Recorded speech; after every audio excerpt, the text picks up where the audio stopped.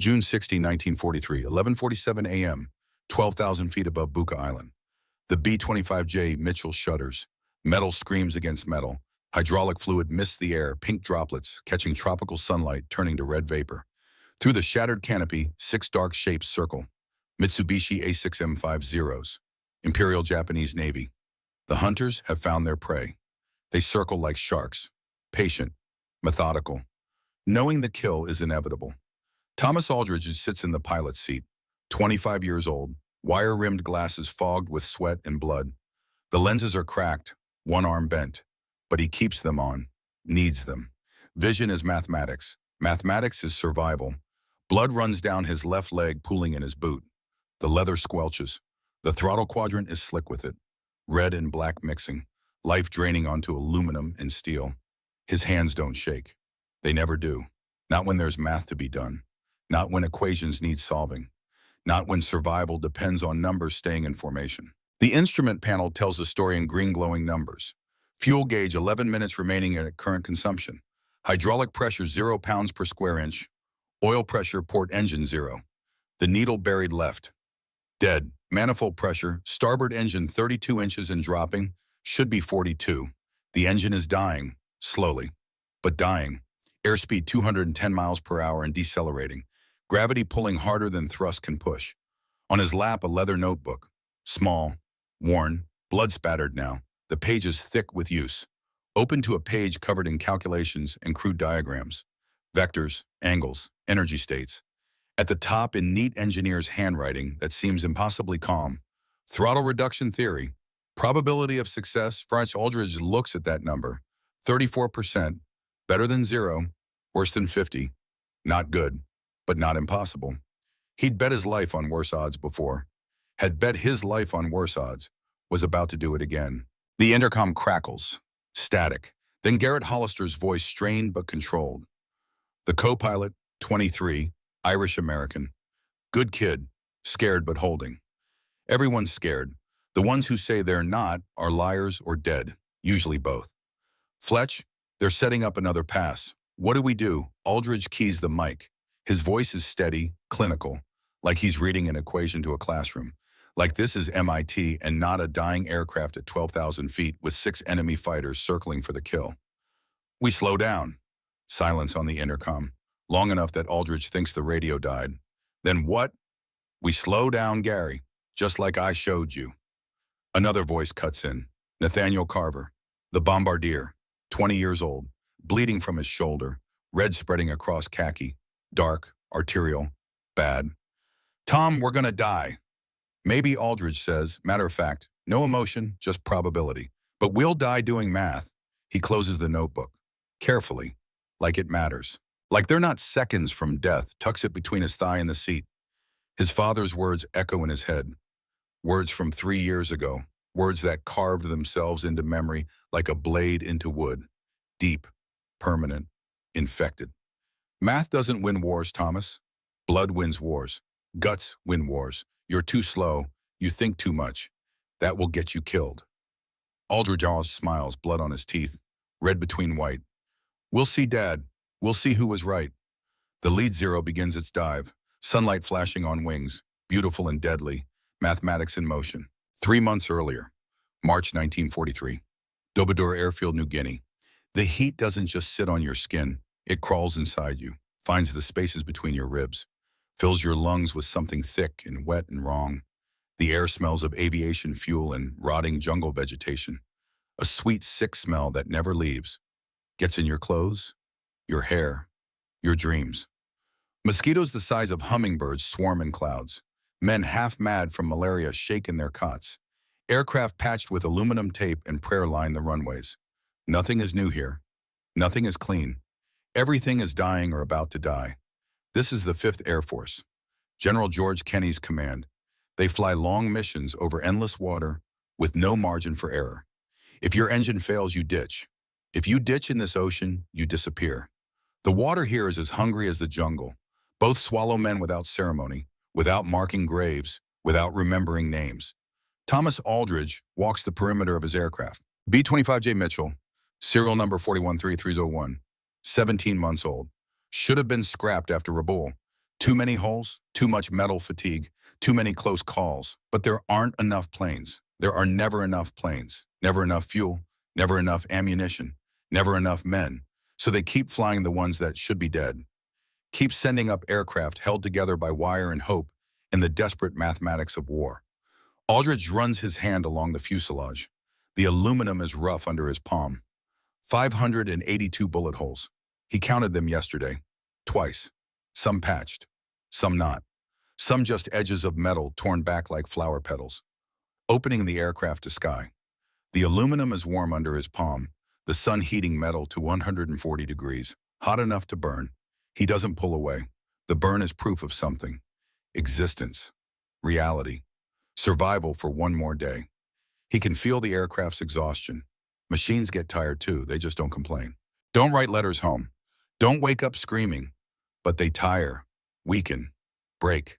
This one should have broken months ago, but it refuses. Stubborn, like Aldridge. He stops at the nose. The nose art is faded, a cartoon devil holding a slide rule. Beneath it in peeling paint, calculate this. Someone thought it was funny. Aldridge doesn't mind, it's accurate. More accurate than they knew when they painted it. The specs run through his head like a litany. He knows them by heart, has known them since flight school, since the day he first climbed into a B-25 and felt the weight of it, the reality of it, the mathematics of keeping 34,000 pounds airborne through nothing but thrust and geometry. B-25J Mitchell medium bomber. Two Wright R-2629 Cyclone 14-cylinder radial engines, each producing 1,700 horsepower at 2,600 RPM. Maximum speed at sea level 275 miles per hour. Cruise speed 230. Service ceiling 24,200 feet. Range 1,350 miles with standard fuel load. Combat radius approximately 600 miles with bombs and full ammunition. Armament 1250 caliber Browning M2 machine guns, 8 fixed forward in the nose. Devastating. Like flying a gun platform. 2 waist positions, 2 in the tail. Total ammunition capacity 3,000 rounds of 50 caliber. Each round weighs approximately 0.4 ounces. The math, 3,000 rounds equals roughly 75 pounds of ammunition. When you pull the trigger on the forward battery, all 8 guns firing, the plane slows from recoil.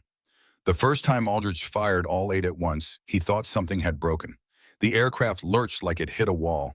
Deceleration of 12 miles per hour in 3 seconds. The math surprised him, then made sense. Action and reaction. Newton's third law, even in war. Empty weight, 19,480 pounds. Maximum takeoff weight, 35,000 pounds. The difference is fuel bombs, ammunition, and crew. 5 men. Today that adds up to 28,600 pounds total, well within tolerance. But every pound matters when you're trying to glide home on a dead engine. Every pound is distance, is time, is life. Aldridge completes his walk-around. Everything that can be checked, he checks. Tire pressure 65 psi main gear, 40 psi nose wheel. Control, surface integrity, elevators free and correct. Rudder free and correct. Ailerons binding slightly on the port side. He makes a note. We'll tell the ground crew. They'll say they know. Won't fix it, not enough time, not enough parts, not enough anything. Oil levels port engine 22 quarts, starboard 21 quarts. Both acceptable. Coolant full. Both engines. He does this before every mission. Some pilots delegate to ground crew. Trust others. Aldridge doesn't. If something goes wrong, he wants to know it was his mistake, not someone else's. Control. The illusion of control. In war, control is the most dangerous illusion. But Aldridge clings to it anyway. A voice behind him. You're gonna fly it or marry it, Fletch, Captain James Harrington, 35, squadron commander. Good man, fair. Doesn't waste lives on stupidity. But doesn't understand Aldridge. No one does. Aldridge is the mathematician in a world that values instinct. The thinker in a culture of doers. The quiet one in a place that rewards loudness. Aldridge turns, salutes. Harrington waves it off. They're the same rank now. Captain, formality is for officers who need it, who use rank as armor, as distance. Just checking, sir. You always check. 3 times, 4, like the plane's gonna change between inspections. It might. Harrington studies him.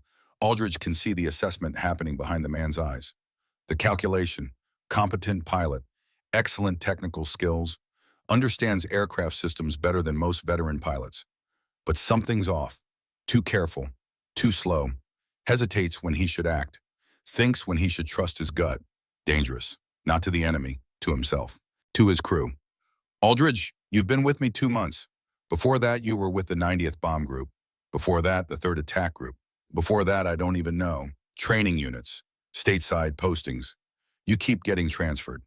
Yes, sir. Why was Aldridge just considers lying, decides against it. Lying requires remembering the lie. Truth is simpler, more reliable. They think I'm dangerous, not to the enemy, to my crew. Are you, No, sir. I'm dangerous to doctrine. Harrington almost smiles. Explain. Every manual says the same thing. When fighters attack, maintain speed. Stay in formation. Rely on defensive guns. Don't maneuver. Don't deviate. Don't think. Just follow the procedure. Accept losses as part of the equation, as acceptable casualties, as the cost of doing business. That's correct. It's also wrong. Silence. Long. Harrington's expression doesn't change, but something shifts behind his eyes. Interest, maybe, or concern, hard to tell. Aldridge continues, I've read 47 after-action reports from the last 6 months. Bombers engaged by zeros. Success rate of outrunning them, 0%. Not low, 0. A 0 at full speed is 70 miles per hour faster than a B-25 at full speed. Simple math, they always catch us. Success rate of formation flying increases survival by 12%. Better than nothing. But 12% still means 88% casualties. Success rate of aggressive maneuvering, negative 30%. Most planes that maneuver hard crash from stalls or structural failure before the enemy shoots them down. So what's your solution? Don't run, disrupt. That's not an answer. Aldridge pulls the notebook from his pocket, opens it, shows Harrington a page covered in diagrams and numbers, vectors, angles of attack, energy state calculations, physics rendered in pencil and determination. A 0 at full speed has momentum, mass times velocity. If a bomber suddenly decelerates, the 0 overshoots. Conservation of momentum. The overshoot distance is predictable. 73 feet per 10 miles per hour of closure rate, assuming standard attack angle of 45 degrees and fighter mass of 300 pounds. That gives gunners a window, 2 to 3 seconds, more if the 0 pilot panics, less if he's experienced. But it exists, the window exists. Harrington stares at the page, tries to make sense of the numbers, the vectors, the impossible claim. You want to slow down, in combat. Yes, sir. That violates every protocol, I know, but the protocols are getting us killed. 40% loss rate, sir, 40. That's unsustainable. We're losing planes faster than they can build them. Crews faster than we can train them. The math doesn't work. We need something different. Something that changes the equation. Harrington hands the notebook back, carefully, like it might explode. Don't do this in combat, Aldridge. That's an order. Yes, sir. I mean it. You'll get your crew killed. You'll get yourself killed. And I'll have to write letters to their families explaining that they died because their pilot tried something insane. Understood, sir. Harrington walks away. Aldridge watches him go. Then he opens the notebook again, finds a blank page, writes in small, neat handwriting, March 12, 1943. Harrington forbids field test. Theory remains unproven. Probability calculations suggest crew survival decreases 3.7% per month without tactical innovation. Current survival rate 18 months average. Unacceptable. He closes the notebook, looks at the plane, at the 582 holes, at the fated devil with the slide rule, at the wings that shouldn't fly, and the engines that shouldn't run, and the structure that shouldn't hold. Guess we'll see who's right, he says to no one. To the plane, to himself, to the mathematics of war. MIT, Cambridge, Massachusetts. May 1940. Thomas Aldridge graduates on a Tuesday. The ceremony is long, boring. 2,000 students in identical caps and gowns. The president of MIT speaks for 40 minutes. Says nothing. Uses many words to communicate zero information. Efficiency, 0%. Aldridge calculates this while sitting. Keeps his mind occupied. Prevents thinking about other things. About his father not being here. About what comes next. About the war everyone knows is coming. He sits in the middle of a row wearing a cap and gown that doesn't fit. Too short. The sleeves end 2 inches above his wrists. Makes him look like a child playing dress-up. His diploma will say Bachelor of Science Civil Engineering. Grade point average 3.4. Respectable, not exceptional. Aldridge doesn't care about exceptional. He cares about correct, about foundations that hold, about bridges that don't fall, about mathematics that solve real problems. His mother attends. His father does not. Colonel William Aldridge is currently stationed at Fort Benning, Georgia, training infantry officers for a war America hasn't entered yet, but everyone knows is inevitable. He sends a telegram. It arrives the day before graduation. The Western Union boy delivers it at 3 p.m. 13 words. Aldridge counts them. Counts everything.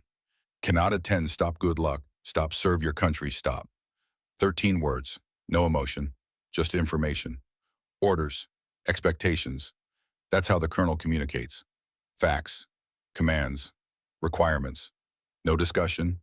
No negotiation. No warmth. Aldridge has spent 22 years trying to meet those expectations. He has failed at all of them. Wrong temperament, wrong instincts, wrong everything. After the ceremony, his mother takes him to lunch. Her name is Margaret. She teaches piano to children in Carlisle, Pennsylvania, reads poetry, listens to Brahms on the Victrola. Her hands always smell like lavender. She is everything his father is not. Soft where he's hard, patient where he's demanding, understanding where he's judging. They eat in silence for a while. Roast chicken, potatoes, vegetables, good food, expensive. His mother saved for this. Aldridge knows what a piano teacher makes, knows what this meal costs, doesn't say anything, just eats, appreciates. Then she speaks. Your father wanted to be here. Aldridge doesn't respond. They both know it's a lie, a kind lie, but still a lie. He's proud of you, Thomas, in his way. His way is conditional. Margaret sets down her fork. Carefully, the sound of silver on porcelain, precise, controlled. He grew up in a different time, different war, the Great War, the war to end all wars, except it didn't. He believes in certain things, strength, action, decisiveness, courage defined as the absence of thought. I'm decisive. You think first. He thinks that's weakness. It's not. I know. They finish lunch. Margaret gives him an envelope. Inside is a check. $200. A small fortune, more than a piano teacher should have. Aldridge tries to refuse. She insists. Her eyes make it an order. A mother's order, different from a colonel's order, but no less absolute. For whatever you do next, she says, what he does next is enlist. The recruiting office is in downtown Boston, a storefront between a bakery and a barbershop. The bakery smells like bread and cinnamon. The barbershop smells like aftershave and hair tonic. The recruiting office smells like desperation and duty. Young men going in, soldiers coming out. The transformation happens at a desk with forms and a pen. Inside, a sergeant sits behind a desk. Overweight, 40-something, bored. He's processed 1,000 boys this month. They all look the same. All want the same thing. Glory, adventure, escape. He looks up when Aldridge enters, sees another one. Thin, glasses, probably gets beat up at school. Help you. I want to fly. The sergeant pulls out forms, standard procedure, name, age, education, medical history, age 22, education MIT, engineering degree, civil engineering. The sergeant's demeanor changes. He sits up straighter, sees something different now. Not another farm boy, not another dropout. An engineer. Valuable, rare, needed. Engineer. We need engineers, navigation, bombardiers, maybe even test pilots if you score high enough on the assessments. I want to be a fighter pilot. The sergeant looks at him. Really looks, sees the glasses, the thin frame, the way Aldridge stands like he's calculating angles. Like the floor might give way, and he's already running structural analysis. Son, you're smart. Don't waste that in a cockpit. We got plenty of dumb farm boys who can fly fighters. We need brains on the ground, engineering, design, planning. That's where you belong. My father was a pilot. World War I, flew Spads. Shot down 3 German planes. He was an ace. That's great, but this ain't your father's war. Planes are different now. Faster, more complex. Technology. Your engineer material. Trust me on this. I've processed 10,000 boys. I know where they belong. Aldridge signs the forms anyway. Fighter pilot application. The sergeant shrugs. Seen it before. Kid with something to prove. Usually ends badly. But orders are orders. Applications get processed. The machine moves forward. Report to Fort Devens for evaluation. 3 days. Bring these forms. Aldridge takes the papers. Leaves. The sergeant watches him go. Shakes his head. another one who won't listen, another one who will wash out or die trying. He's seen hundreds. This one won't be different. Fort Devens, Massachusetts, June 1940. The evaluation takes 3 days. Physical exam first. Height, 6 feet 1 inch, weight 162 pounds, underweight for height, but acceptable. Vision test 20/30 both eyes, not perfect, but acceptable with corrective lenses. Hearing test normal range. Dental acceptable. Blood pressure 118/76, normal. Heart rate 68 beats per minute, resting, normal. Coordination test, catch a ball, follow a light, walk a straight line, touch your nose with eyes closed. Aldridge passes everything, not brilliantly, but adequately. The examiner notes coordination adequate, reflexes average, nothing exceptional noted. Day 2 is written tests. Mathematics, physics, mechanical comprehension, spatial relations, pattern recognition. Aldridge finishes each test in half the allotted time, spends the other half checking his answers. Twice. The proctor watches, makes notes. Subject works quickly but checks obsessively. Possible anxiety. Day 3 is psychological assessment. Sit in a room, answer questions. A tired captain with nicotine-stained fingers and 3 days of stubble asks about family, about motivations, about fears. Aldridge answers honestly, mostly. Why do you want to fly? My father was a pilot. That's not an answer. Why do you want to fly? To prove something. Prove what? That thinking isn't weakness. The captain makes notes. Lots of notes. More than seems necessary. When the evaluation ends, he reads from the report. Subject demonstrates high intelligence and technical aptitude. IQ estimated 142. Excellent mathematical and spatial reasoning. However, displays excessive analytical behavior. Tends to overthink simple problems. Second guesses decisions. May hesitate under combat stress. Recommend assignment to non-combat role. Engineering, training, analysis. Aldridge argues. Politely states his case. Shows test scores. Points out perfect marks in every written examination. The captain doesn't care. But the Army needs pilots. Desperately. The war in Europe is expanding. France will fall in weeks. Britain stands alone. America isn't in it yet, but everyone knows that's temporary. Time and tide and fascism wait for no one. So they send Aldridge to flight school. Randolph Field, Texas. Primary training. He graduates in December 1940. Not at the top of his class. Not at the bottom. Middle third. Rank 47 out of 132. His instructor writes on the final evaluation, technically proficient, understands aircraft systems better than most veteran pilots, can explain aerodynamics at a theoretical level that impresses even senior instructors, however lacks instinct, overanalyzes in dynamic situations, suitable for transport or reconnaissance, not recommended for combat fighters, recommend assignment multi-engine bombers. They assign him to bombers. B-25 Mitchell training, medium bomber, 2 engines, 5 crew, heavier, slower, less glamorous than fighters, but essential. Wars are won by bombers, by the tons of ordnance dropped, by the infrastructure destroyed, by the mathematics of industrial warfare. Aldridge doesn't mind. Bombers are complex, require calculation, require thinking, require the very things that make him unsuitable for fighters.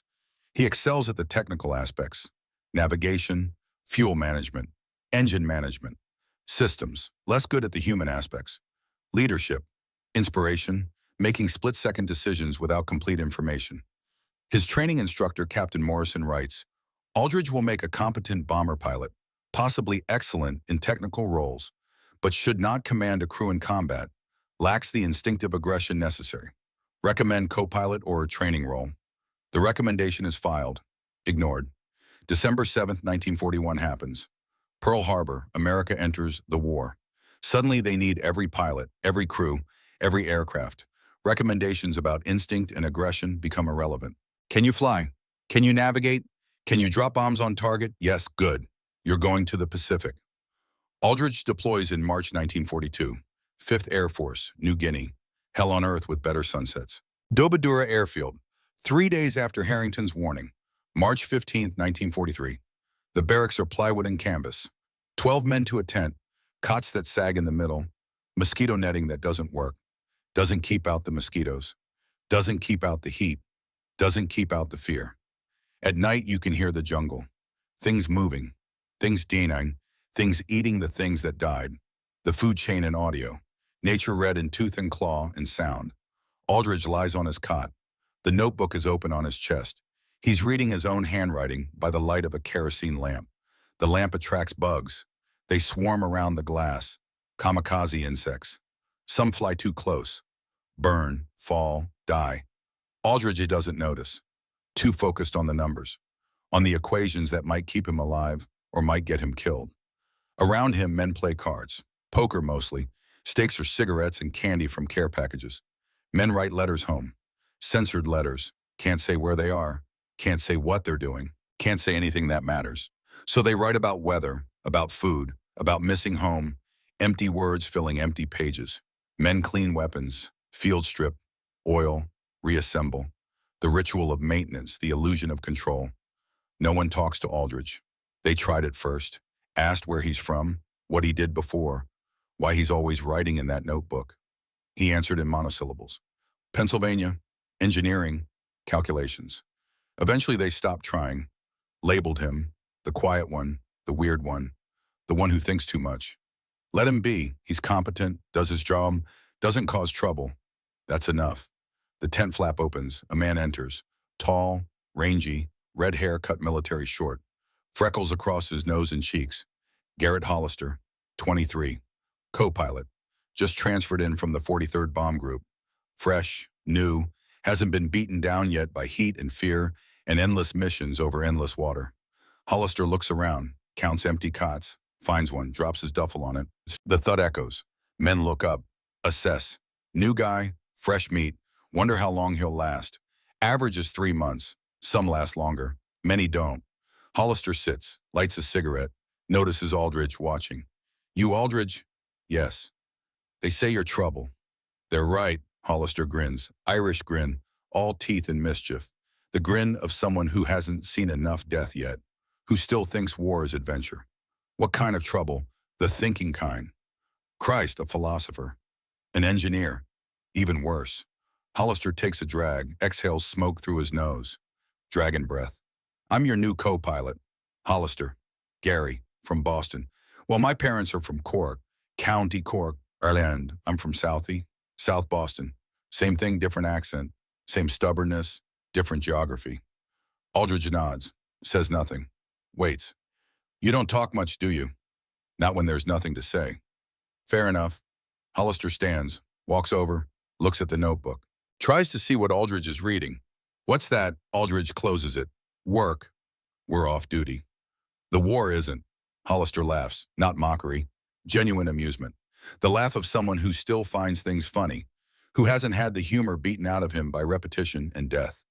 Jesus, they weren't kidding. You really are trouble. Over the next week, Aldridge learns Hollister's story. It comes out in pieces. Late nights. Quiet moments between missions. During the long hours of maintenance when men talk to fill silence. Hollister's parents came to America in 1920. Economic refugees. Ireland after independence. After Civil War. After everything fell apart. His father worked the docks in Boston. Loading ships. Unloading ships. Breaking his back for $2 a day. His mother cleaned houses. Rich people's houses. Beacon Hill. Back Bay. Scrubbing floors for people who wouldn't let her use the front door. They lived in a tenement in South Boston with 12 other families. 3 families per floor. 1 bathroom per floor. Shared. Always occupied. Always dirty. Always cold in winter and hot in summer. Hollister grew up speaking Gaelic at home English on the street, never quite belonging to either world. Too Irish for Americans, too American for Irish. The eternal immigrant dilemma. He still has the accent, slight, but enough that officers notice, enough that they question his loyalty, ask where his sympathies lie. Ireland's neutral in this war. Some Irish Americans sympathize with Germany. Enemy of my enemy. Old wounds, old grudges, old stupidities. You're Irish, a captain said during Hollister's initial officer review interview. Ireland's neutral. Some might say sympathetic to Germany. Hollister wanted to punch him, felt his fist clench, felt the rage rise. Instead, he said, my parents came here for freedom, for opportunity, for America. I'm defending that. I'm defending them, sir. They let him fly, but they watch him, always watch. Hollister feels it. The doubt, the suspicion, the assumption that loyalty must be proven rather than given. It makes him work harder, fly better, fight harder, prove more, always more. Never enough. He and Aldridge don't become friends. Not exactly.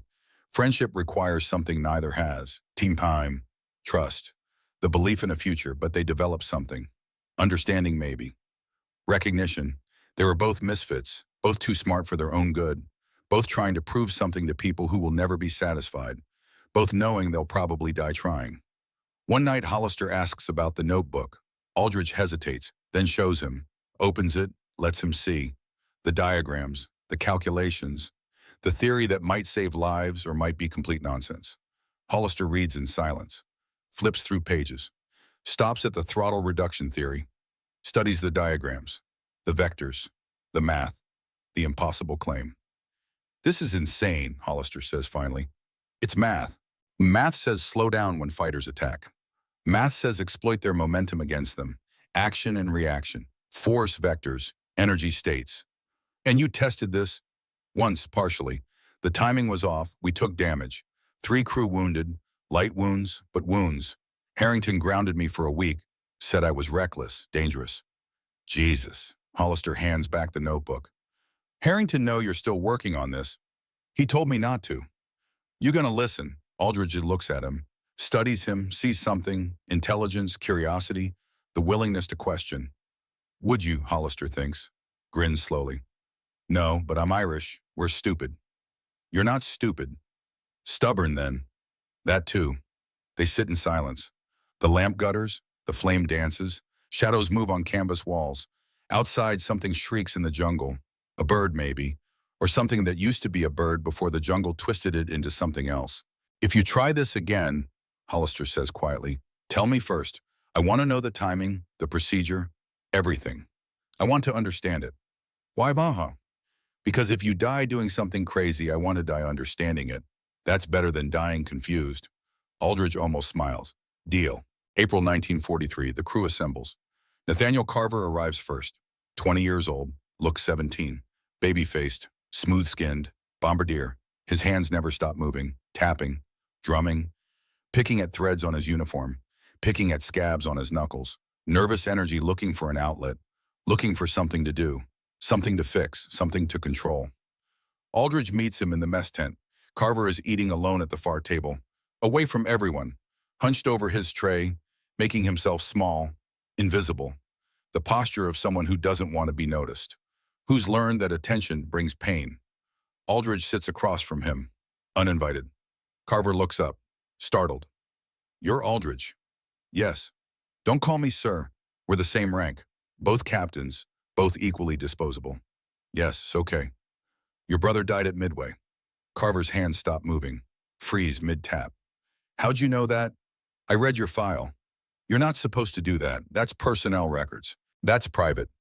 I do lots of things I'm not supposed to. Carver's jaw tightens. What do you want? I need a bombardier, someone who won't panic, someone who can follow orders even when the orders sound insane, someone who'll keep working when everything's falling apart. Why me? Because you're already dead. Silence. Long. Uncomfortable. Carver stares. What? Aldridge continues. No emotion. Just facts. Just analysis. Your brother was a bombardier. B-26 Marauder. June 4th, 1942. Battle of Midway. Got jumped by 6 Zeros while attacking the Japanese carrier fleet. No survivors. Aircraft went down burning. You blame yourself. You think you should have been there. Should have saved him somehow. Even though that's impossible. Even though you were in training stateside. Even though there's nothing you could have done. You can't save him. Can't bring him back. But you can finish what he started. You can survive missions he didn't. You can prove that his death meant something. That's why you're here. That's why you'll do what I ask. Carver's voice is barely audible, shaking. How do you know all that? I read people the way I read equations, patterns, variables, inputs and outputs. Am I wrong? No. Will you fly with me? Carver nods, can't speak, just nods, tears in his eyes. The first honest emotion he's shown anyone since his brother died. Ezra Thornton is next, 28, navigator, oldest man in the crew, also the most broken. 3 months ago, Thornton's plane ditched in the Bismarck Sea. Engine fire, starboard engine, couldn't extinguish it. The fire spread, melted control cables. They went down doing 180 miles per hour. Hit the water like hitting concrete, like slamming into a wall. The plane broke apart. Fuselage split. Wings tore off. Thornton came to underwater, trapped in his navigator station. Metal twisted around him, water rushing in, cold water, dark water, drowning water. He doesn't remember escaping. His body did it without his brain. Survival instinct overriding conscious thought. Primal, animal. The part of the brain that existed before language, before civilization. The part that just wants to live, to breathe, to see one more sunrise. He swam for 5 miles. Open ocean, no life vest. His hadn't inflated properly. Faulty valve, someone's mistake that nearly cost his life. He swam on nothing but terror and the refusal to die. Kicked, stroked, kept his head above water. The ocean tried to take him. He refused. Stubborn, determined, too angry to die. The Navy picked him up 16 hours later, pure luck. They were searching for another downed crew. Found him instead. Dehydrated, hypothermic, hallucinating, talking to people who weren't there, seeing islands that didn't exist. He spent 2 weeks in hospital. Then they sent him back to flying status. The psychologist evaluated him. Spent 30 minutes asking questions. Cleared him.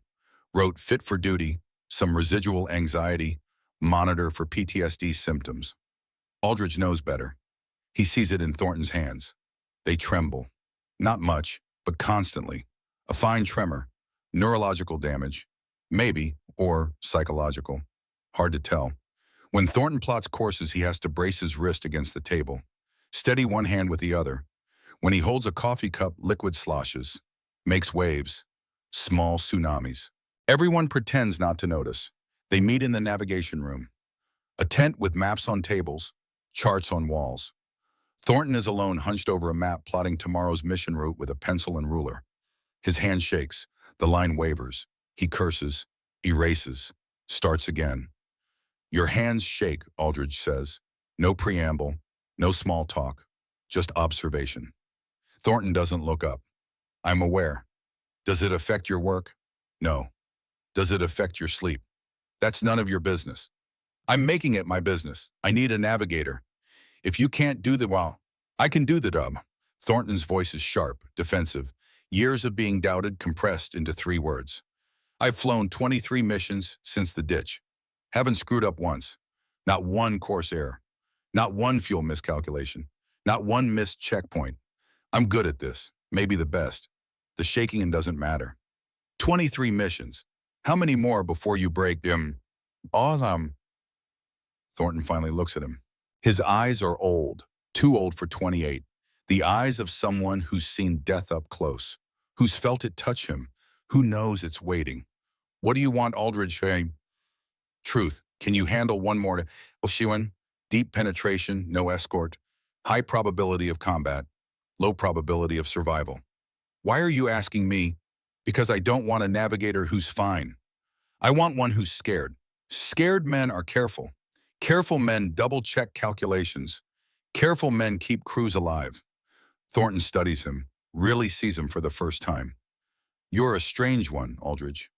Will you fly? Long pause. Then yeah, I'll fly. Silas Brennan is the last. 22. Tail gunner, busted from sergeant to private, rank stripped, pay reduced, career destroyed. Aldridge finds him in the stockade, not confined, just sitting there, talking to the guard through the chain-link fence. They're discussing baseball, DiMaggio, Ted Williams, whether the war will end before the Yankees win another pennant. Brennan, that's me. Why'd they bust you? Refused an order. What order? Shoot a guy. Aldridge waits, lets the silence work. Brennan continues. Matter of fact, no shame, no regret. Mission over Raboul. 2 weeks ago, 0 got hit, engine fire, pilot bailed out, parachute deployed, perfect white canopy. Beautiful, really. My pilot said, shoot him. Target practice. Easy kill. I said no. He said, that's an order. I said, I don't shoot men in parachutes, sir. He repeated the order. I repeated my refusal. So he court-martialed me. Insubordination, failure to obey. They stripped my rank, put me on latrine duty, told me I'm lucky. They didn't discharge me. You feel bad about that? About the court-martial, numb. About the pilot, yeah, another plane shot him. Kid was maybe 19, 20 at most. But I didn't pull the trigger. That matters to me. I can sleep. That's worth the rank. Some men would call that weakness. Some men are assholes. Aldridge almost smiles.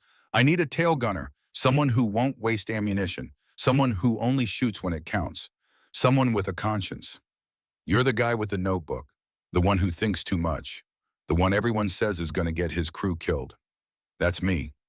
They say you're doing things that violate protocol, that you're testing crazy theories, that you're dangerous. All true.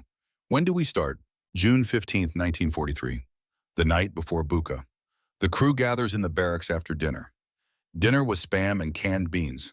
Tastes like metal and desperation. 5 men sitting on 5 cots. None of them friends, all of them desperate. All of them knowing tomorrow might be their last day. The statistics don't lie. 20% survival rate, 1 in 5. Someone in this room will die tomorrow. Maybe all of them. Aldridge just sits on his cot. The others find seats, form a loose circle. Wait, they know he called this meeting. Know it's important. Know it's bad. Tomorrow's mission is voluntary, Aldridge begins. Voice calm, clinical, like he's discussing weather. No one has to go. If you want out, say so now. No judgment, no consequences.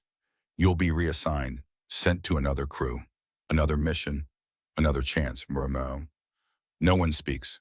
They all know what voluntary means. Suicide, death sentence. The mission's command offers as a voluntary are the ones no one comes back from. Buka Island, deep in Japanese territory. Photo reconnaissance. We fly in alone. No fighter escort. No backup. No support. Intelligence says we'll encounter enemy aircraft. Probability approaches 100%. Multiple contacts. Fighter group strength, 6 to 8 aircraft minimum. Hollister speaks. What's the survival rate? 20%, maybe less. Probably less. Jesus. General Patterson called it a death sentence in the briefing. Not officially, but everyone heard, everyone knows. Carver's voice cracks. Still sounds 17. Then why volunteer? Why go? Aldridge pulls out the notebook, opens it, shows them pages covered in calculations, diagrams, attack vectors, energy state theory, the math of survival, the physics of staying alive when everything says you should die. Because I have a theory, and this mission is the only chance to test it, the only chance to prove it works or prove it doesn't. Either way, we'll know. He explains. Takes 20 minutes. Lays it out step by step.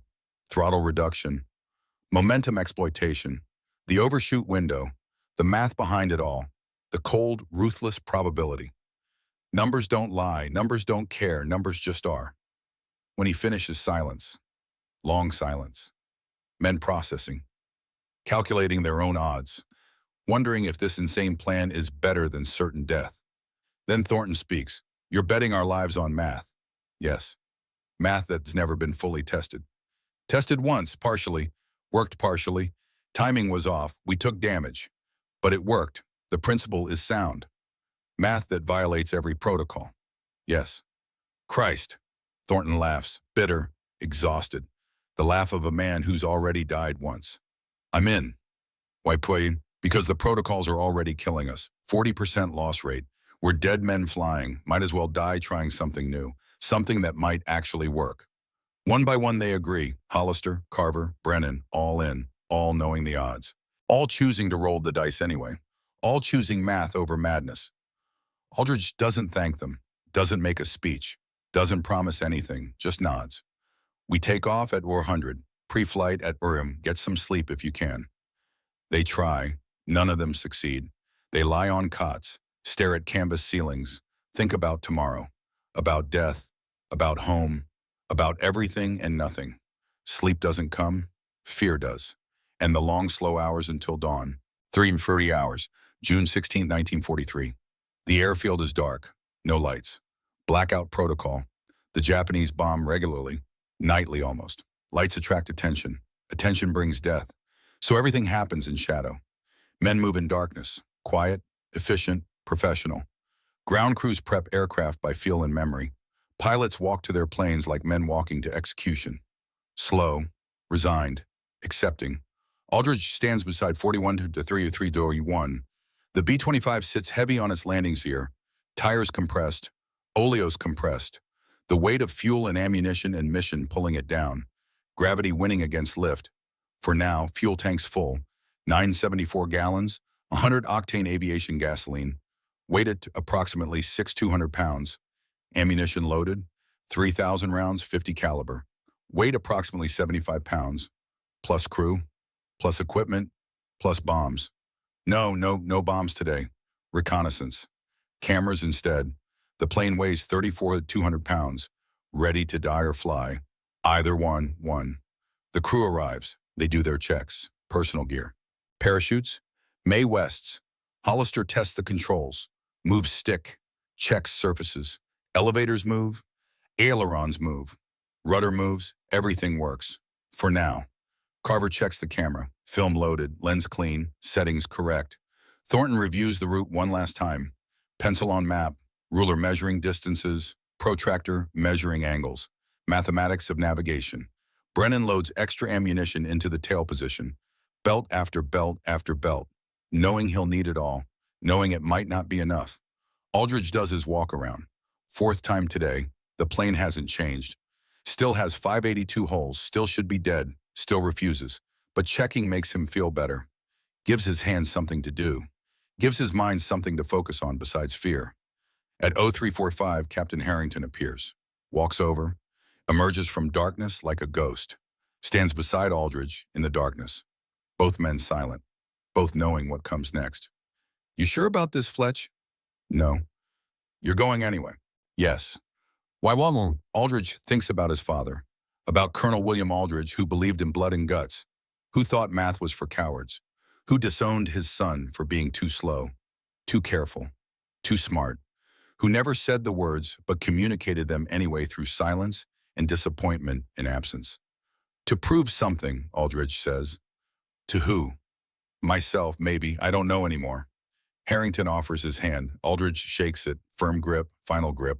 Maybe the last time. Good luck, Fletch. Luck's a variable. I prefer probability. Sometimes they're the same thing. Let's hope. At 0400, exactly the right R2600 engines roar to life. 400 horsepower total. The plane shakes, metal and fire and noise. Violence contained in cylinders. Explosions harnessed for thrust. Aldridge advances the throttles. The B-25 begins to roll. Slow, heavy, reluctant, like it knows. They reach the runway. Hold for 30 seconds. Aldridge runs final checks. Manifold pressure 42 inches. Cylinder head temperature 180 degrees Celsius. Oil pressure 65 psi both engines. Flaps takeoff position. Trim set for takeoff. Mixture rich. Props full forward. Fuel pumps on. Everything green. Everything ready. Everything except them. Hollister's voice through the intercom. Steady, Irish accented. Ready? Take us up, Gary. Hollister advances the throttles to full. Maximum power. The engines scream. 14 cylinders per engine. 28 pistons firing. The plane accelerates. Slowly at first, then faster. The runway blurs. Lights flash past. Darkness broken by brief illumination. 80 miles per hour. 90, 100, 110. At 110 miles per hour, Hollister pulls back. The nose lifts. The wheels leave the ground. Gravity loses. Temporarily. They're airborne.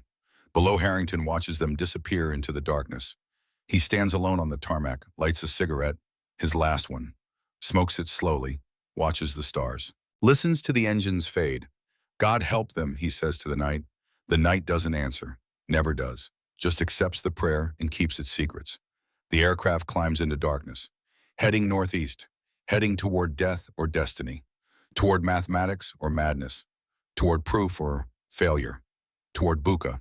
End of part 1. Continuing from where part 1 ended. 04:15 hours. Altitude 200 feet. Heading northeast.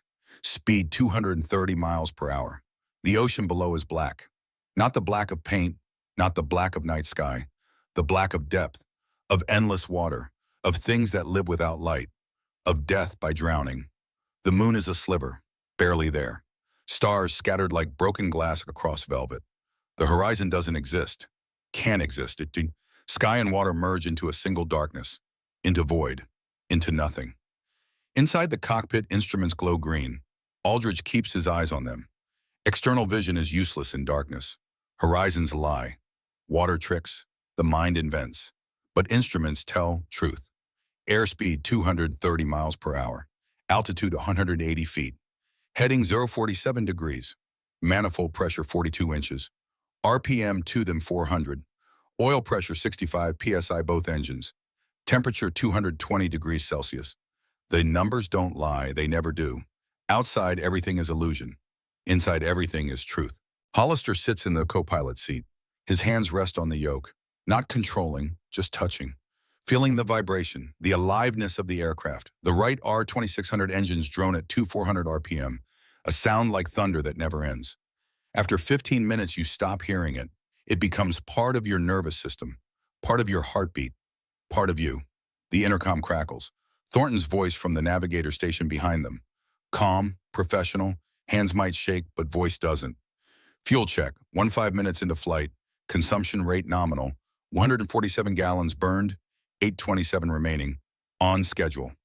Aldridge keys his mic. Copy. Time to target. 1 hour 24 minutes at current speed and heading. Weather, clear skies forecast. Winds light, 5 knots from southeast. No storms between here and Buka. Navigation should be simple. Good. Keep monitoring. Update every 15 minutes. Roger. Silence returns. The engine drone, the green glow of instruments, the darkness pressing against the canopy like a living thing, like something that wants in, that wants to swallow them. Aldridge does the math in his head. He's done it 20 times already. We'll do it 20 more before they reach Buka. 30 more. 50 more. Numbers keep his mind focused. Keep the fear locked away where it can't touch him, can't paralyze him. Distance to target 380 miles from Dobadura Airfield. Current speed 230 miles per hour. Flight time 1 hour 39 minutes. Fuel consumption 150 gallons per hour at cruise settings. Total fuel required approximately 248 gallons outbound. Fuel remaining at target 124 gallons. Combat time at full throttle 17 minutes. Maybe 18 if they're lucky. Maybe 15 if they're not. 17 minutes to fight, to photograph, to survive, to escape, to prove the theory or die trying. It's not enough. It's never enough. But it's what they have. Mathematics of scarcity, economics of survival. War distilled to numbers. Hollister's voice breaks the silence. Quiet, almost a whisper. You ever think about what happens if we don't come back? Aldridge doesn't look at him. Eyes stay on instruments. No. Liar. I think about the math, the variables, the probabilities. The math says we have a 34% chance of survival. That's not good odds, Fletch. It's better than zero. Not by much. Aldridge finally turns, looks at his co-pilot. In the green instrument glow, Hollister's face looks young. Too young. 23 going on 17. He shouldn't be here. None of them should. But here they are.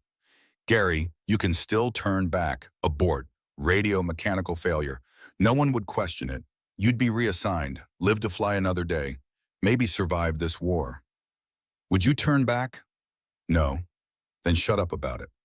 Aldridge almost smiles. Fair enough. They fly in silence for another 10 minutes. The darkness begins to fade. Not light, not yet. Just a lessening, a suggestion, a promise that somewhere beyond the horizon the sun still exists, still rises, still illuminates, even in war, even in this.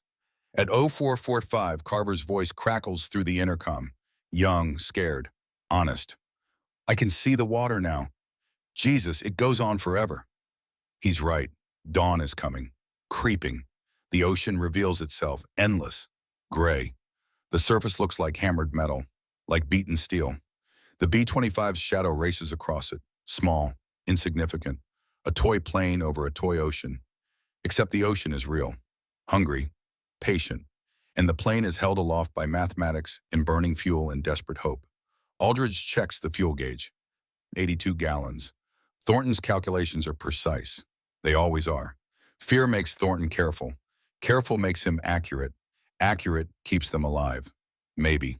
The sun breaks the horizon at 0512. Not gently, not softly. It explodes into existence. Orange, violent, angry. The ocean catches fire, becomes molten copper, liquid metal. For 3 minutes, they fly through a world made of flame, through beauty so intense it hurts. Then the light normalizes. Blue sky, blue water, beautiful, perfect. Aldridge hates it. Beauty in war feels like mockery, like nature laughing at human stupidity, at men killing each other beneath perfect sunsets and over perfect oceans. Fuel check, he says. Thornton responds immediately. 743 gallons, consumption rate nominal, still on schedule, 1 hour to target. Estimated time over target, 0700 hours local. Crew status, Carver cameras ready, film loaded, 6 magazines, enough for 200 photos if needed. Brennan from the tail, guns ready, ammunition full, 3,000 rounds, barrels cleaned, actions tested. Ready for action. Thornton navigation nominal, on course, on schedule, no deviations. Hollister doesn't respond.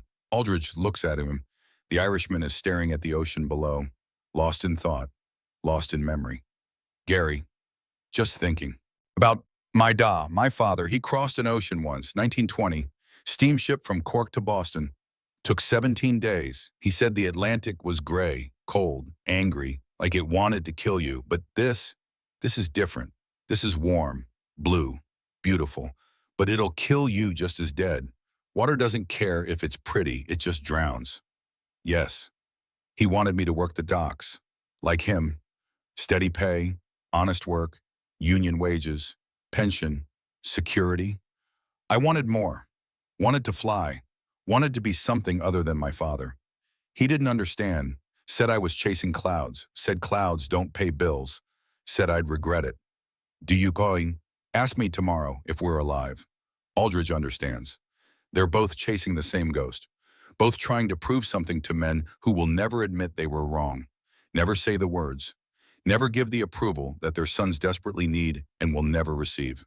Gary, yeah, you already are something, already proved it. You're here, you're flying. That's more than most men dare. Hollister doesn't respond, just nods, keeps flying, keeps the wings level and the nose pointed northeast toward death or victory or something in between. 5:30 hours, 400 miles northeast of Dobadura, altitude 8,000 feet. The heat builds, morning sun climbing, temperature rising. The cockpit becomes an oven, metal and glass, greenhouse effect. Aldridge unzips his flight suit. Sweat runs down his spine, pools in his boots. The air stinks of hydraulic fluid and sweat and fear and aviation fuel and unwashed bodies in desperation. You can smell fear. It has a scent, sharp, metallic, acrid, like blood before it's spilled, like cordite before the explosion. They're flying at 8,000 feet now, climbed gradually, 500 feet per minute. Gentle climb, staying low attracts attention. Japanese radar sweeps the coast. Primitive, but functional. Stay too low, too long, and you show up on screens. Get plotted, get intercepted, get killed. But too high is worse. Zeros can climb faster than bombers. 350 feet per minute, nearly 6 times faster. Height is their advantage, their territory, their domain. So Aldridge compromises, 8,000 feet, low enough to avoid long-range detection, high enough to have room to maneuver, room to room to think, room to survive, maybe maneuver. The word is a lie. Bombers don't maneuver. They lumber. They absorb punishment and keep flying, keep taking hits, keep bleeding fuel and oil and hydraulic fluid. Maneuvering is for fighters, quick, agile, light, dancing through sky. The B-25J Mitchell weighs 34 to 200 pounds fully loaded. A Mitsubishi Zero weighs 313 pounds empty, 6025 loaded, 6-to-1 ratio. The math is brutal, simple, unforgiving. The Zero can turn tighter, climb faster, dive harder. In a dogfight, the bomber loses. Every time. Without exception, without mercy. Unless the bomber changes the equation, becomes unpredictable, exploits the one advantage it has: mass, inertia, the ability to change energy states, to slow down faster than the enemy expects, to disrupt momentum, to break the pattern. Aldridge has run the calculations 100 times, 1,000 times, in the notebook, in his head, in his sleep. At 200 yards of Zero closing at 100 miles per hour, relative velocity requires 1.36 seconds to reach optimal firing range. If the bomber decelerates from 230 to 180 miles per hour in that window, the overshoot distance is 73.6 feet. 73.6 feet, just under 25 yards. Close enough for gunners to hit, far enough for the Zero to lose its firing solution, to break the attack, to create chaos. The theory is sound. The math is correct. Physics doesn't lie, but math happens on paper. Combat happens in chaos. And chaos doesn't care about equations. Chaos doesn't care about probability. Chaos just is. Fletch, Thornton's voice. Tense. The professional calm cracking, showing fear underneath. Go ahead. I'm picking up faint radio traffic. Japanese. Bearing northeast. Could be Buka. Could be something else. Can't tell yet. Can you translate? Negative, too garbled, too distant, but they're transmitting. They're active. They're awake. Distance to target. 65 miles, 18 minutes at current speed. Aldridge keys the intercom. Broadcast to all stations. Listen up. We're close. From here on, combat protocol. Check your weapons. Check your ammunition. Check your straps. Check your Mae West. Check everything. When we start the photo run, we're committed. No aborts. No second chances. No do-overs. We get one shot. Make it count. Understood. 5 voices acknowledge. 5 men accepting their fate. Embracing the probability. Choosing to roll the dice. Aldridge reaches down. Touches the notebook. Still there. Still tucked between thigh and seat. Still bloodstained from the future. Or maybe that's just sweat. Hard to tell. Hard to care. His father's voice echoes. Not a memory. Something deeper. Carved into bone. Burned into brain. Permanent. You think too much, Thomas. In combat, there's no time to think. You act or you die. Instinct. Aggression. Violence. That wins wars, not equations. Watch me, Dad. Aldridge whispers to no one. To everyone. To the ghost that haunts him. Watch close. Buka Island Airfield. Borough 5:40 hours local time. Lieutenant Hiroshi Nakamura stands beside his Zero. He's 28, not old, but in aerial combat 28 is ancient. Most fighter pilots die before 25. Before they learn, before they understand. The ones who survive do so through skill and luck. Mostly luck. Surviving is 90% luck and 10% skill and 100% necessary. Nakamura has 12 kills, painted on his fuselage in small white marks. 12 American aircraft. 12 crews who went into the ocean and never came out. Never went home. Never saw families again. He doesn't think about them. Can't think about them. Thinking is weakness. Sentiment is death. In aerial combat, you kill or you die. Simple equation. Binary choice. His Zero is Mitsubishi A6M5 Model 52. Engine Nakajima NK1F Sake 21. 14-cylinder air-cooled radial. 130 horsepower at 2,750 RPM. Not as powerful as American engines. Not as strong, but lighter, more efficient. Better power-to-weight ratio. Maximum speed 351 miles per hour at 19,685 feet. Climb rate 3,150 feet per minute. Service ceiling 38,520 feet. Range 194 miles with external drop tanks. Without tanks, 940 miles. Combat radius approximately 400 miles. Armament, 2 Type 99 20mm cannons, 125 rounds per gun. 2 Type 97 7.7mm machine guns, 680 rounds per gun. The cannons fire slowly, 60 rounds per minute. Careful, deliberate, each shell must count. But each shell is devastating. 1 hit can cripple a bomber, 2 hits can kill it, 3 hits guarantee it. The Zero's advantage isn't firepower, it's maneuverability. At low speeds, the Zero can turn inside anything American flies. Can outturn, and outclimb, can outdive.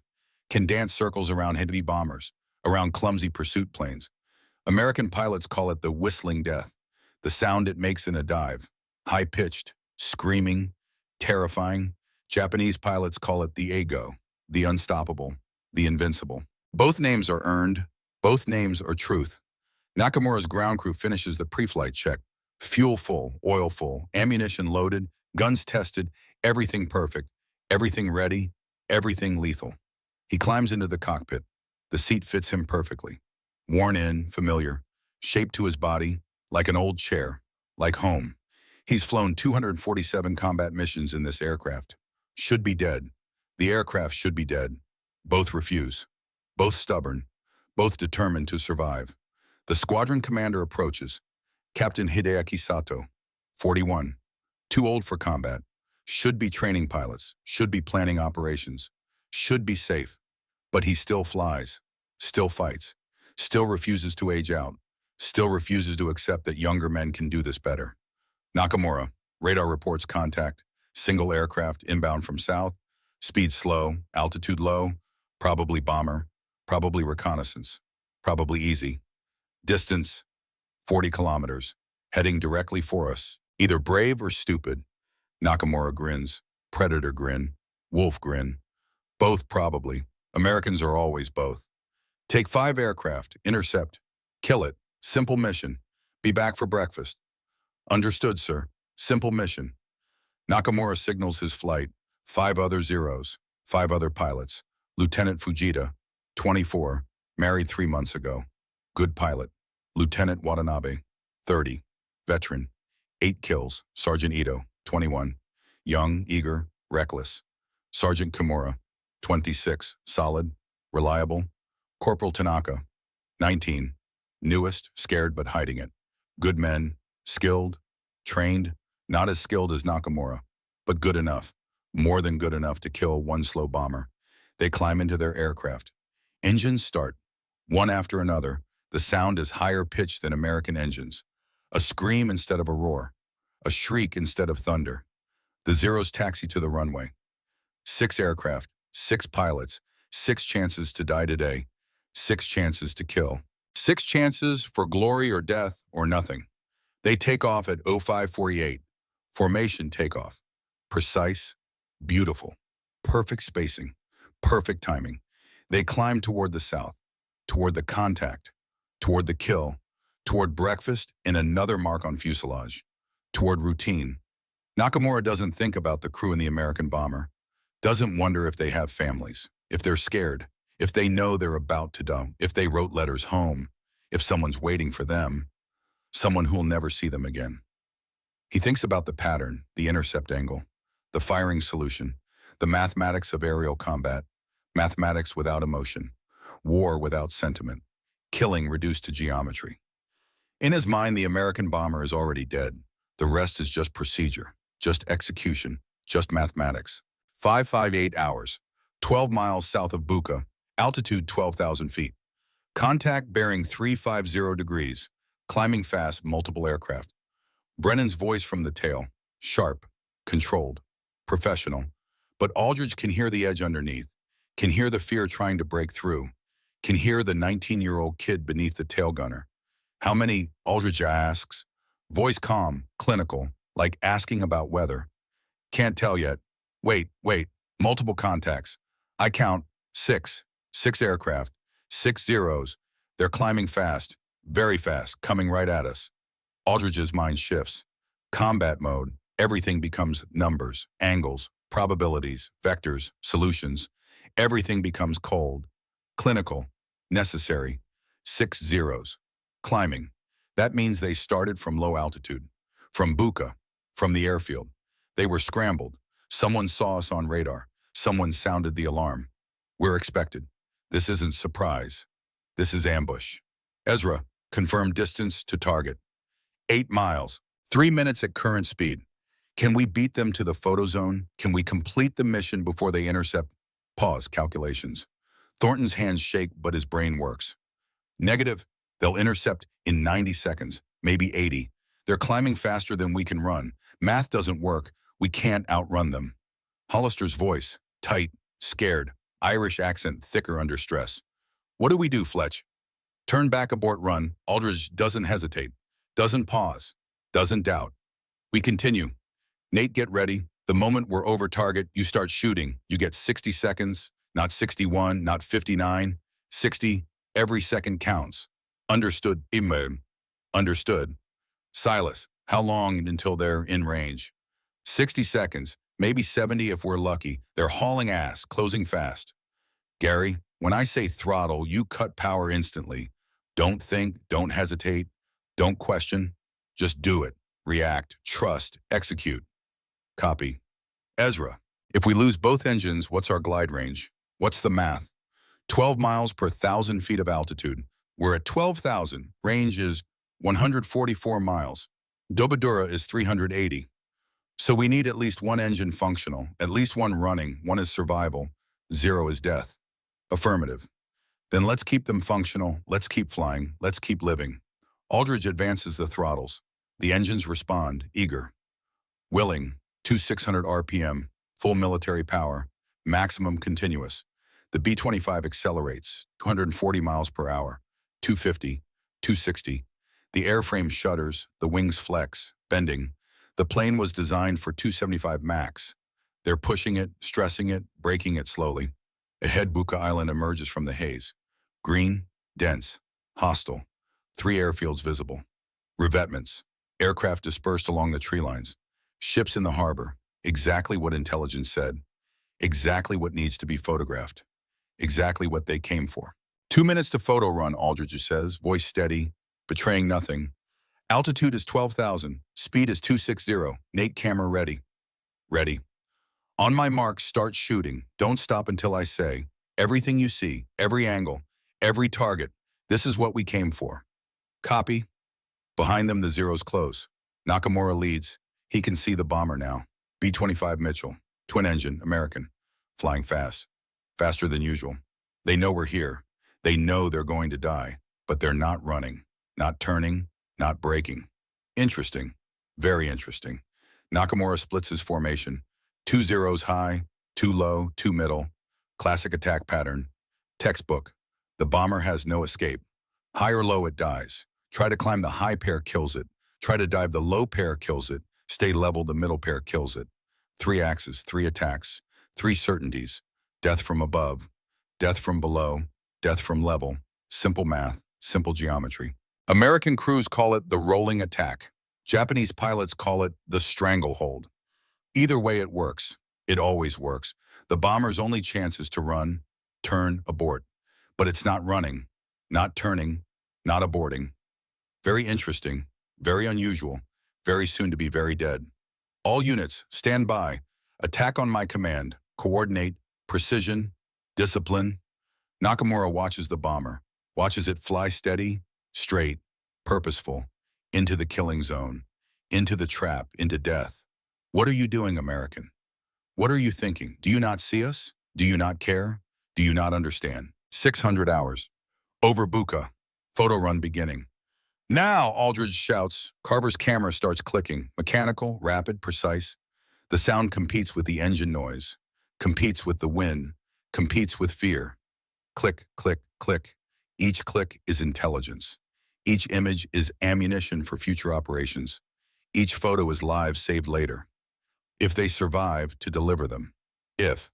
Aldridge holds the B-25 steady, both hands on the yoke. White knuckles. Tense. The aircraft wants to turn, wants to run. Instinct and aerodynamics agree flee. Escape. Survive. But Aldridge ignores instinct. Follows math. Follows plan. Follows probability. 60 seconds. Carver needs 60 seconds. The zeros are 30 seconds out. Closing, closing, closing. 30 seconds, Brennan calls, voice cracking. They're splitting formation, high-low middle, classic attack textbook. I see them, Aldridge says. He doesn't. Can't see behind, can't see above, can't see below. But he trusts Brennan's eyes. Trusts the process. Trusts the math. 20 seconds, lead aircraft positioning. He's lining up. Oh, keep shooting, Nate. Shooting. The island fills the windscreen, airfields, aircraft, ships, supply dumps, barracks, everything. Carver's camera captures it all. Each click is a victory. Each image is a knife in the enemy's planning. Each photo is worth the risk, worth the mission, worth the deaths that might come. 10 seconds, he's committing 4 o'clock high diving. Aldridge counts silently. 10, 9, 8. His hand rests on the throttle quadrant. Ready, waiting, trusting. 7, 6, 5. They're committing loud aircraft diving. 4 o'clock high guns firing. 4, 3, 2, cameras done. Carver yells. Got everything, complete coverage. 1, break. Aldridge banks hard left. Full aileron, full rudder, full force. The B-25 heels over. Not graceful. Nothing about a bomber is graceful. Heavy, clumsy, but it turns. And as it turns, Aldridge watches the airspeed. 260, 255, 250, bleeding, slowing. The first zero screams past Nakamura. He fired. Tracer's arc missed. The burst goes wide. Empty sky where the bomber should have been.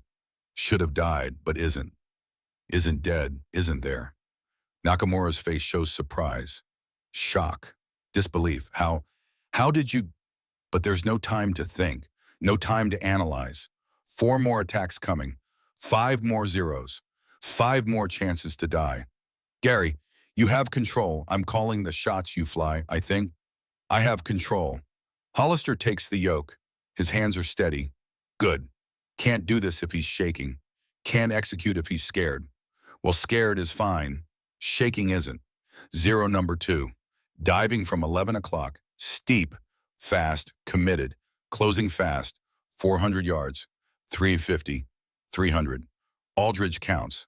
The math runs automatic. Background process. Subconscious calculation. Speed. Distance. Angle. Closure rate. Energy states. Momentum vectors. Straight and level Gary. Level, maintain speed. Hold course. Hold.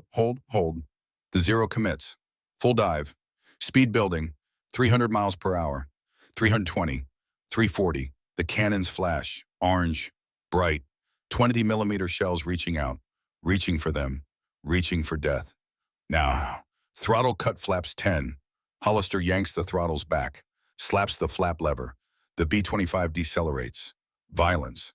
The airframe groans. Protests. Metal screaming. Everything loose in the cockpit flies forward. Maps. Pencils. Coffee cups. Blood.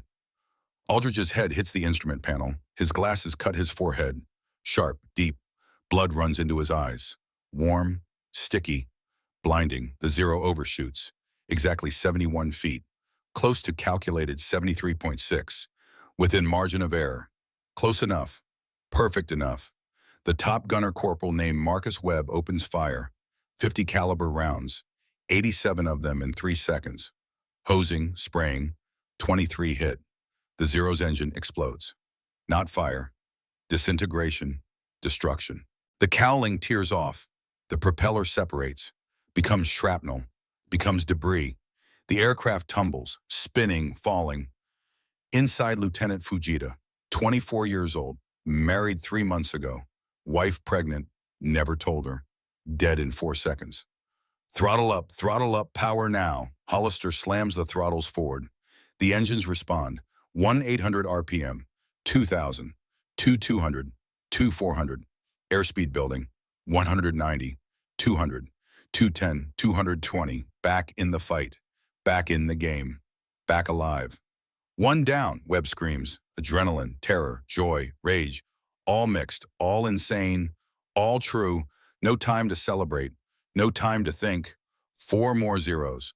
4 more attacks. 4 more chances to D. They come together, coordinated, learned, adapted. 2 from port. 2 from starboard. Nakamura learned, watched, understood. Can't use the same trick twice. They know now, they've seen, they've learned, they're ready. Gary, you take port, I'll take starboard. What? Watch my timing. When I say now you throttle your side, cut your engine. That's not possible, we can't. It has to be trust me, do it. The zeros close. Nakamura on the starboard side, Watanabe on port. Both attacking simultaneously. Both firing. Both committed. Both certain. Both wrong. 20 millimeter shells hit. Airframe, wing, fuselage. Aluminum tears like paper.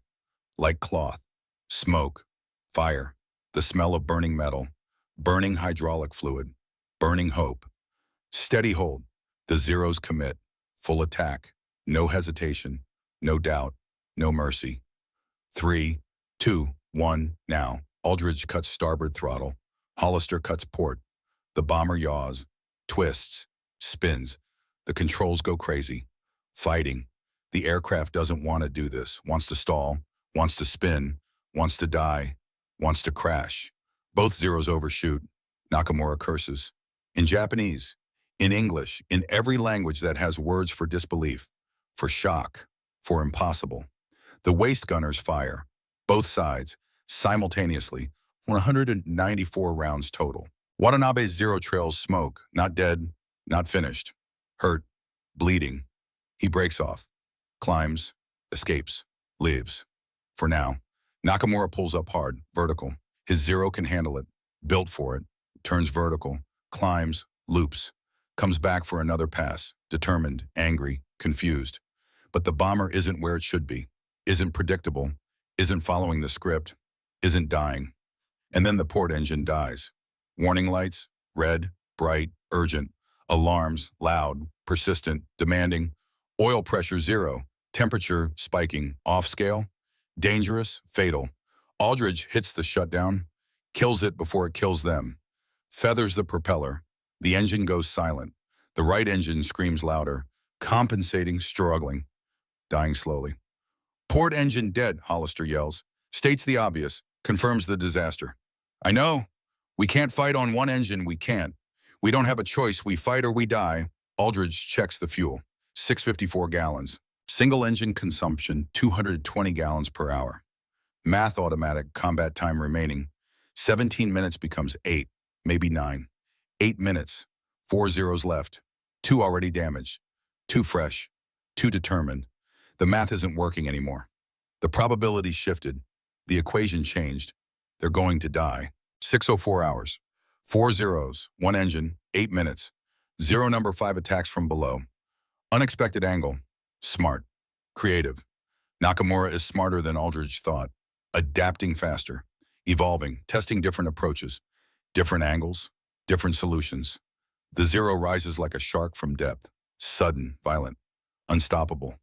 Guns firing the entire climb. Tracers rising. Red. White. Beautiful and deadly. The shells come through the cockpit floor. Not the front. Not the sides. The floor. Where there's no armor. Where the control cables run. Where feet rest. Where life happens. Aldridge's left leg explodes. Not metaphor. Not exaggeration. Explodes. Shrapnel. Bone fragments. Blood. Meat. He screams. Can't help it. Can't stop it. The pain is immediate. Complete. Total. It fills the universe. Becomes everything. Becomes existence. Fletch. Aldridge can't answer. Can't breathe. Can't think. The world narrows. Tunnel vision. Gray edges. Consciousness fragmenting.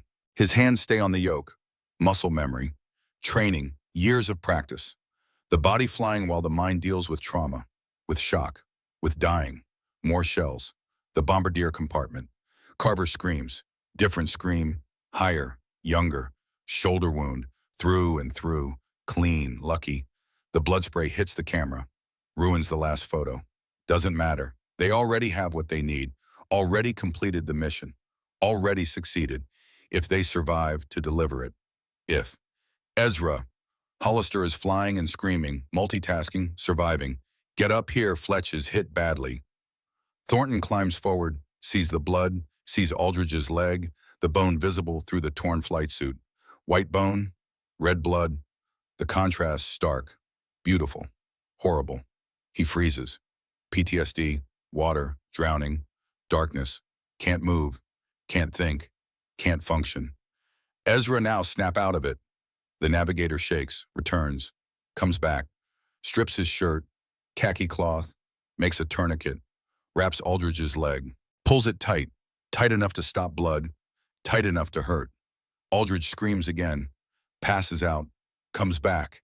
The pain is everything. The pain is existence. The pain is life. Gary, his voice barely works. Weak, fading. I'm here. I'm flying. We're okay. No, not okay and not even close. 4 zeros left. They'll kill us. Forget the zeros. We're running full throttle getting out. Can't run. Math doesn't work. They're faster. They'll catch us. Always catch us. Then what do we do? Tell me. Aldridge's vision blurs. Blood loss. Shock. His mind fragments. Numbers. Calculations. His father's voice. The notebook. Everything mixing. Spinning. Dissolving. He forces focus. Forces clarity. This is math. Math doesn't care about pain. Math doesn't care about shock. Math doesn't care about dying. Math just is. Gary, you have to fly. You have to do the throttle trick. I am flying. No, you have to do what I did. The timing, the calculation. I can't. You're the only one who knows, the only one who can. I'll count. You just Do what I say. Trust. Execute. Fletch, you're bleeding out. You're dying. Doesn't matter. 4 zeros. They'll kill us. All of us. If we run, we fight, or we die. Simple equation. Hollister stares at him, at the blood, at the man who should be unconscious, who should be screaming, who should be begging for morphine, who's running calculations with his femur broken and his life draining onto the cockpit floor. You're insane, Hollister whispers, truth spoken quietly. Probably. Oh, will you do it? Will you trust me? Hollister doesn't answer, doesn't need to. He grips the yoke tighter, his knuckles white, his breath fast, shallow, but his hands steady, Irish stubborn, Boston tough, refusing to break. Tell me what to do, he says. Aldridge nods, tastes blood, spits it out, red saliva, copper taste. Here they come. Watch, learn, execute. 606 hours. One engine, 4 zeros, 8 minutes of fuel, 11 minutes of consciousness. Pain is a country. Aldridge lives there now. Permanent resident. Every breath is a border crossing. Every heartbeat stamps the passport with blood. His left leg doesn't exist anymore. Not as a leg, not as a limb, just as a source. A fountain. A red machine pumping life onto the cockpit floor. Pooling, spreading, staining everything. Thornton's tourniquet holds. Barely. The bleeding slows. Doesn't stop. Can't stop completely. Not with this damage. The math is simple and cruel. Blood volume 5 liters average adult male. Blood loss approximately 1.2 liters so far. Time until shock already here. Already experiencing. Time until death depends on what happens next. Depends on mathematics. Depends on everything. Aldridge forces his eyes open. The world tilts, spins. Reality becomes fluid, uncertain. He grabs the instrument panel, uses it as an anchor. Something solid, something real. Numbers. Numbers are real. Numbers don't lie. Numbers don't change based on pain or fear or dying. Airspeed 195 miles per hour. Altitude 11,800 feet. Fuel 614 gallons. Single engine consumption 220 gallons per hour. Time remaining 16.7 minutes. Calculation automatic. Background process. 16.7 minutes of fuel. 4 zeros. 8 minutes since combat began. The math compounding. The probability shifting. The equation evolving toward zero. Toward death. Toward failure. He laughs. Blood bubbles on his lips. Pink foam. Hollister looks at him. Thinks he's delirious. Maybe he is. But the math is still good. The numbers still work. Delirium doesn't change mathematics. Gary, don't talk. Save your strength. We need you conscious. Listen. Aldridge's voice is weak, but clear, precise. Each word measured. 0 approaching. 7 o'clock high. Watch. Learn. Hollister checks the mirror. Small, convex mirror mounted on canopy frame. Sees it. Single 0. Nakamura. Coming in fast but careful. Alone. Testing. Probing. He's learned, Aldridge says. Speech costs blood. Costs energy. Costs life. But necessary. He won't commit until he's sure. He'll faint. Try to make us react. Try to trigger response. Don't. Hold steady. Wait. How do you know? Because that's what I do. That's what intelligence demands. That's what smart does. The 0 dives, not full speed, not committed, probing, testing. Nakamura fires a short burst, 20 rounds. Deliberate. All miss, intentional.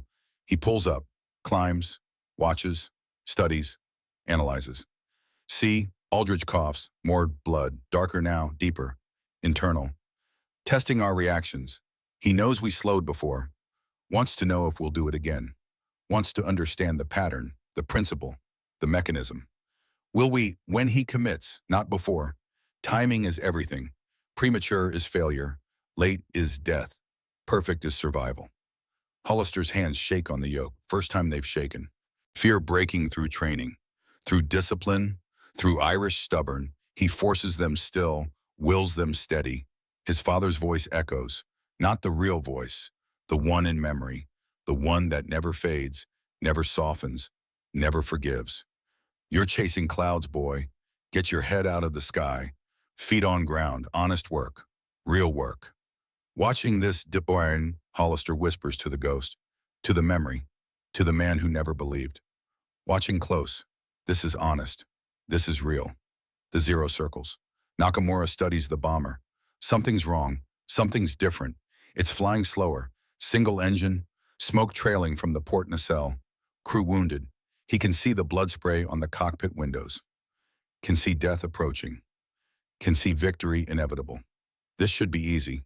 Should be simple. A crippled bomber. No escort. No help. No hope. Just execute. Just finish. Just kill. Standard procedure. Routine. But the bomber killed 2 of his pilots already. Damaged a 3rd. Watanabe limping home. Engine smoking. Maybe making it. Maybe not. Used a tactic Nakamura has never seen. Never studied. Never encountered. Slowed down. In combat. Impossible. Suicidal. Insane. But it worked. Twice. What else does it have? What else can it do? What else don't I know? Nakamura keys his radio. Discipline, communication. All units, staggered attack, different speeds, different angles, different timing. Do not commit until you have clean shot. Do not assume, do not predict, do not die stupidly. 3 acknowledgements. Lieutenant Watanabe, still flying, still fighting, still dangerous despite the damage, despite the smoke, despite the fear. Sergeant Ito, 21, young, eager, reckless, wanting glory, wanting kills, wanting to prove himself. Sergeant Kimura, 26, veteran, careful, thoughtful, survivor, 4 zeros, 1 bomber. Should be over, should be done, should be simple mathematics, 4 greater than 1. Always, in all cases, without exception. Should be, but isn't. 0608 hours, 3 minutes since port engine failure. 3 zeros positioning, Brennan calls from the tail. Professional, controlled. The kid becoming a man. Spread formation, wide spacing. They're being careful now, learned, smart. Good, Aldridge says, voice fading, weakening. Careful means scared. Scared means respect. Respect means they think we can hurt them. That's leverage, that's advantage. Fletch, we need to run. Hollister's voice tight, controlled. The Irish lilt thicker under stress. We can't fight 4 of them. Not on 1 engine, not with you bleeding, not with Nate wounded. We need to run. Can't outrun them, not on 1 engine, simple math. They're faster. They're always faster. 0 at full speed, 351 miles per hour. B-25 on 1 engine, 210. Difference, 141. They catch us in 4 minutes, maybe 5. Then they kill us, slowly, carefully, methodically. Math doesn't lie. Then what? What do we do? Aldridge closes his eyes. Thinks. The pain makes thinking hard, makes the numbers slip, slide, dissolve. He forces them back, grabs them, holds them, chains them, locks them down. 4 zeros, 4 attack vectors, 4 timing sequences, 4 equations. Can't throttle cut all of them. Not enough time, not enough fuel, not enough luck. Luck is variable, limited resource.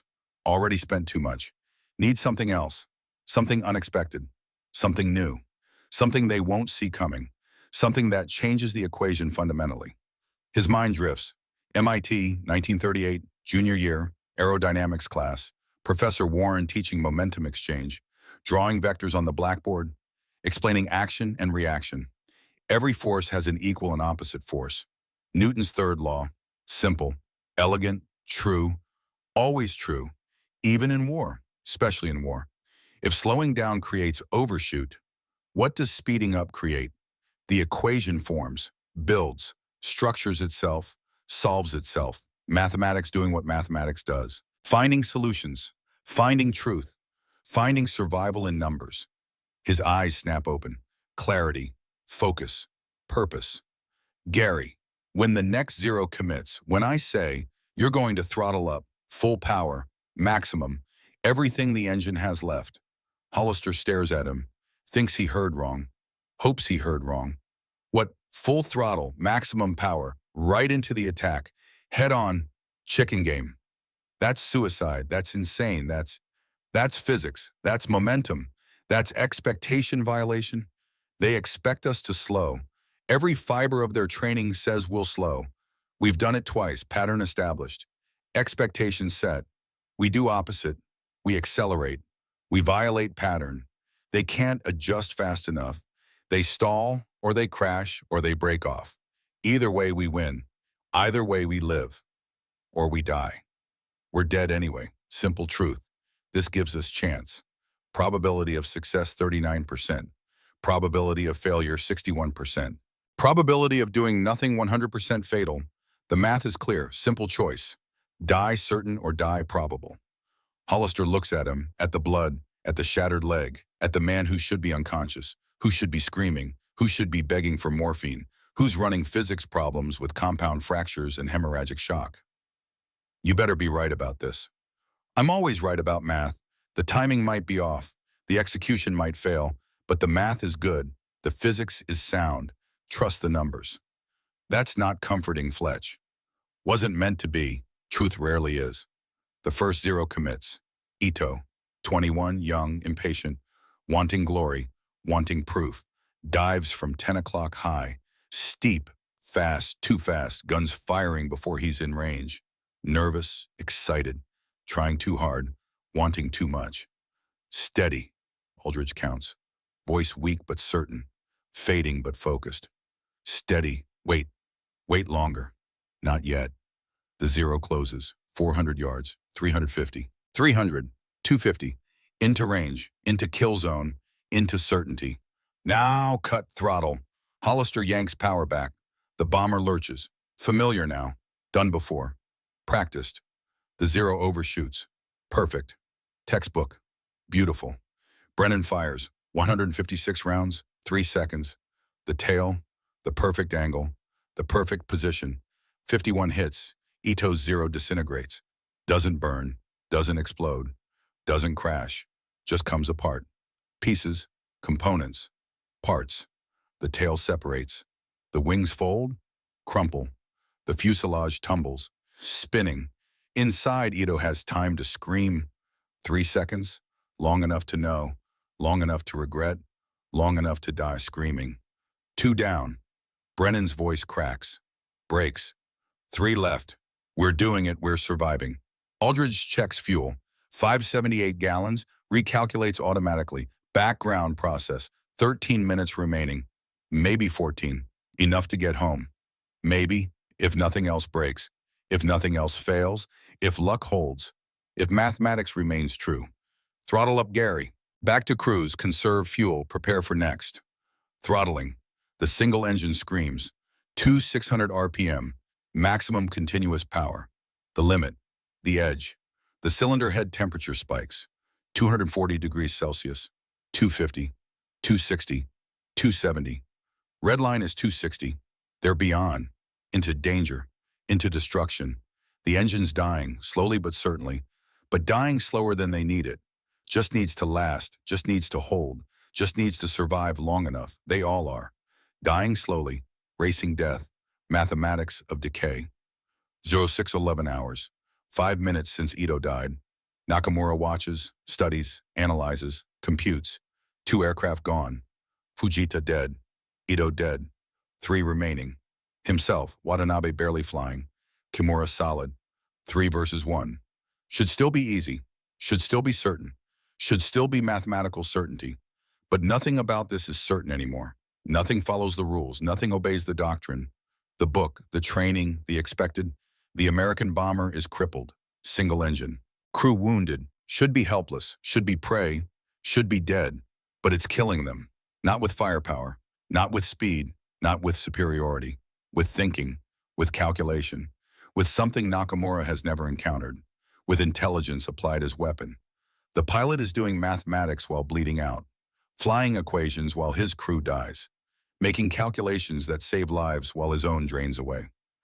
Who is this man? What drives him? What makes him fight when he should surrender? What makes him think when he should panic? Nakamura keys the radio. Decision made. Plan formed. Watanabe, Kimura, listen carefully. This pilot thinks. He calculates. He's predictable because he follows logic. Follows mathematics. Follows reason. We need to be illogical. We need to violate his expectations. We need to do what mathematics says we shouldn't. Sir Term, Watanabe's voice. Confused, questioning, uncertain. Attack from multiple angles simultaneously. Same time, same instant. Force him to choose. He can dodge one, not both. He can calculate one, not two. Simple geometry. Inescapable conclusion. Basic mathematics used against mathematician. Hi, understood. When now we attack now before he thinks of something else, before he calculates new solution, before he survives again. They split. Watanabe goes high, damaged but functional. Smoking but flying, determined but scared. Kimura goes low, fresh, undamaged, focused, professional. They'll attack simultaneously, high and low. The bomber can throttle cut or throttle up, can slow or speed, but not both. Not fast enough, not simultaneously. Simple geometry, simple physics, simple mathematics, inescapable conclusion. The American is dead. Finally, certainly, mathematically. The math says so. The geometry proves it. The logic demands it. Death is certain. Death is mathematics. 0612 hours. Aldridge sees them split, knows what it means, understands immediately. Gary, they're coordinating. High and low. Same time. Simultaneous. Overlapping fields. Convergent vectors. Can we dodge both? Can mathematics save us? No, can't dodge both. Can only dodge one. The math doesn't work. The geometry fails. Physics has limits. Then what do we do? What's the solution? Aldridge thinks. The pain makes it hard, makes thinking cost, makes every calculation hurt. His vision blurs, clears, blurs again. The numbers slip. He grabs them, forces them into shape, into structure, into solution. Two attacks, same time, same instant, can only dodge one. The math doesn't work unless the math changes, unless the equation shifts, unless the variable transforms. Gary, give me the yoke. Give me control. What? No, you're bleeding out. You're dang. You can barely stay conscious. Give me the yoke. Hollister releases it. Aldridge grabs it. His hands slip on the blood. His blood, covering everything. He grips tighter, harder. The pain in his legs screams, demands attention, demands capitulation. He screams back, refuses, denies, rejects. I'm taking both attacks. You just fly. Keep us level. Keep us stable. I'll handle the rest. I'll handle the mathematics. Fletch, you can't. Watch me. The zeros commit. Both. Simultaneously. Precisely. Watanabe high. Kimura low. Closing. Converging. 400 yards. 350. 300. Separate angles. Separate vectors. Same target. Same death. Aldridge's mind fractures. Splits into two streams. Parallel processing. One tracking Watanabe. One tracking Kimura. Both running calculations. Both solving equations. Both racing death. High attack angle, 45 degrees speed, 320 on time to contact 2.1 seconds, closure rate 180 mph. Low attack angle, 30 degrees speed, 340 mph time to contact 1.8 seconds, closure rate 200 mph. Can't dodge both. Can't survive both. Can't calculate both. Unless. Gary, and 3. You bank hard right. I mean hard. Full aileron, full rudder, maximum control input. Snap roll if you can. If we can. If the airframe holds. A snap roll in a bomber, that's impossible. That'll tear the wings off. Maybe. Probably not. Structural limit is +6 - 3G. We'll hit maybe 5. Maybe 6. Wings should hold. Should. Probably. Maybe. That's not certainty. Nothing is 3, 2, 1, now. Hollister throws the controls. Everything. All of it. Full deflection, maximum input, the B-25 rolls. Not graceful. Not smooth. Not designed for this. Not meant for this. The aircraft wasn't built for aerobatics. Built for bombing, for steady, for predictable. Not for this. Never for this. The wings scream, metal protesting, begging, aluminum bending, rivets popping. Somewhere a structural member cracks. Not fails. Not breaks. Just cracks. Warning. The airframe groans, protests, the sound of machine in pain. G-forces, -4, then +5, then 6. Blood drains from heads, pools in feet, then reverses. Vision tunnels. Consciousness threatens. Gray edges, the crew flies around the interior. Weightless, then crushing. Carver hits the ceiling. Hard. Thornton hits the floor.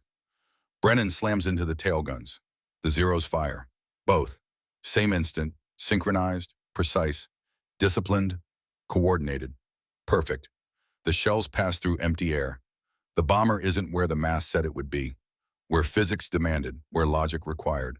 The equations broke. The logic failed. The certainty dissolved. Chaos won. Watanabe and Kimura try to adjust. Can't. Too fast, too committed, too certain, too mathematical. They do the only thing they can. They dive. Both. Straight. Trying to gain distance. Trying to reset. Trying to survive. Trying to think. Trying to calculate next move. They're perfect targets. Every gun on the B-25 fires. Forward, waist, tail, all of them. Everything. 487 rounds in 4 seconds. The sky fills with tracers, red from America, white from Japan, and intersecting, a geometry of death, mathematics of murder. Physics of killing. Kimura Zero takes 14 hits, engine, cockpit, wing root, control surfaces. It doesn't explode, doesn't burn, just stops flying, stops being aircraft, becomes falling object, becomes mass subject to gravity, glides, crashes into ocean at 200 miles per hour. The impact is surgical, clean, final. The ocean swallows it whole, accepts the offering, takes the sacrifice. Watanabe escapes, barely, marginally, desperately. Smoke pouring, fuel leaking, oil streaming. He doesn't try to attack again. Can attack. Can barely fly. Just climbs, runs, limps toward Buka. Maybe makes it, maybe doesn't. Doesn't matter anymore. Out of fight, out of war, out of story. The sky is empty except for 1-0, one aircraft, one pilot, one enemy. Nakamura, alone, Minai, facing impossible. 0614 hours. Silence except for the dying engine. Silence on strange silence. The engine drones, single engine, lonely engine. The wind whistles through bullet holes, hundreds of them. Each one a story, each one a near death. Somewhere deep in fuselage, a hydraulic line drips. Slow, steady, rhythmic, like a clock counting down. Like a heartbeat, like life leaving. Hollister brings them level, checks the gauges. All of them. Systematic, professional. The single engine is cooking, dying by degrees, temperature 275 degrees Celsius, maximum safe 260. There are 15 degrees beyond, into danger, into destruction, into borrowed time. They're destroying it, burning it alive, killing it to keep flying, but it keeps running, keeps turning, keeps producing thrust, keeps them flying, keeps them alive. For now, for a little longer.